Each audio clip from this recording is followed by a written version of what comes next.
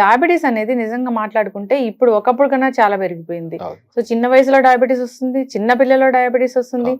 ప్రతి ఇంట్లో కూడా ఒకరికి డయాబెటీస్ ఉంటున్న పరిస్థితి. అయితే యాక్యుపంక్చర్ అనేది బాగా పనిచేస్తుంది. ఫంక్షనల్ మెడిసిన్ వైద్య విధానం దీనికోసం చక్కగా ఉందని చెప్తున్నారు. రూట్ కాజ్ నుంచి తీసేయచ్చని. అది ఎలాగా? అసలు ఎందుకు ఈ సమస్య ఇంతలా? సో మంచి ప్రశ్నమా.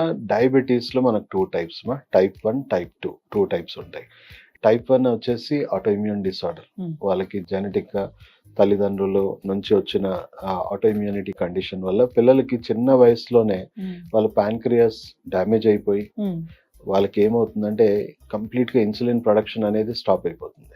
సో దానివల్ల కంప్లీట్గా వాళ్ళు జీవితాంతం ఇన్సులిన్ మీద ఆధారపడాల్సిన పరిస్థితి.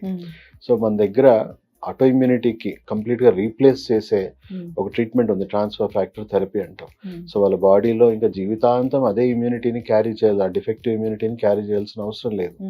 సో వాళ్ళ ఇమ్యూనిటీని కంప్లీట్గా ఒక 1 to 2 years లో మనం కొత్త ఇమ్యూనిటీతో రీప్లేస్ చేయొచ్చు. First primary source mother milk. So రావడం డిఫెక్టివ్, లేదా ఇప్పుడున్న వాళ్ళకి చిల్డ్రన్ ఫీడ్ ఏదైతుందో చాలా రకాల ప్రోడక్ట్స్ చిన్నప్పటి నుంచే ఇస్తున్నారు కదా, దానివల్ల కూడా డ్యామేజ్ అవుతున్నాయి. మదర్ మిల్క్ ద్వారా వస్తుందా? మదర్కి already auto immune disorders history ఏమైనా ఉందనుకోండి, వాళ్ళ నుంచి వాళ్ళకి అలా రావచ్చు. అండ్ ఇంకొకటి ఏంటంటే ఇప్పుడు వాళ్ళు తింటున్న చిల్డ్రన్ ఫీడ్ ఏదైతే ఉందో, చాలా ప్రోడక్ట్స్ వాడుతున్నారు కదా, బేబీ ఫీడ్స్, వాటిలో కూడా చాలా ఉన్నాయి కదా, టాక్సిక్ ఎలిమెంట్స్ ఉన్నాయి కదా, వాటి వల్ల కూడా కొంతమందికి వస్తున్నాయి. సో అల్టిమేట్ గా మనం ఇమ్యూన్ సిస్టమ్ ని కంప్లీట్ గా మళ్ళీ న్యూ ఇమ్యూనిటీతోని వాళ్ళని మనం చేంజ్ చేసుకొని వాళ్ళకి ఇంకా ఫర్దర్ డ్యామేజెస్ అనేవి ఆగిపోవచ్చు. అండ్ మంచి హర్బ్స్ ఉన్నాయి మనకి, ఎస్పెషలీ చెప్పుకోవాలి అని అంటే జిమ్నెమా సిల్వస్ట్రోన్ అలాంటి కొన్ని మంచి మంచి హర్బ్స్ ఉన్నాయి.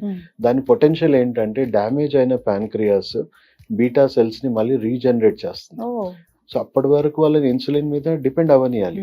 మనం సైమిల్టేనియస్ గా ఈ ఫంక్షనల్ మెడిసిన్ ద్వారా ఆ రూట్ కాజ్ ని కూడా మనం కరెక్ట్ చేసుకొని, ఆ ఇమ్యూనిటీని కరెక్ట్ చేసుకొని, తర్వాత వాళ్ళ డ్యామేజ్ అయిన ప్యాన్క్రియాస్ బీటా సెల్స్ అని రీజనరేట్ చేసుకొని శరీరంలోనే ఇన్సులిన్ ప్రొడక్షన్ ని మనం డెవలప్ చేయగలిగితే ఫ్యూచర్ లో వాళ్ళు ఇన్సులిన్ వాడాల్సిన అవసరం తగ్గుతుంది. మళ్ళీ టాబ్లెట్స్కి వస్తారు.